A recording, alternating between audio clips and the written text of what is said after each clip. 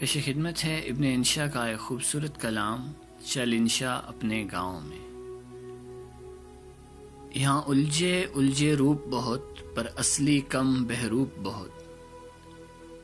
उस पेड़ के नीचे क्या रुकना, जहाँ साया कम हो धूप बहुत। चल इंशा अपने गाँव में, बैठेंगे सुख की छाँव में।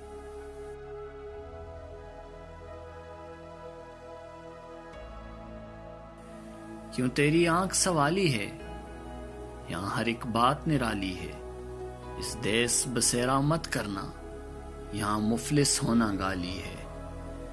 चल इंशा अपने गाँव में, बैठेंगे सुख की छाँव में। जहाँ सच्चे रिश्ते यारियों के, जहाँ घूंघट जेवर नारियों के, जहाँ झरने कोमल सुख वाले, जहाँ साज बजें बिन तारों के। चल इंशा अपने गाँव में, बैठेंगे सुख की छाँव में।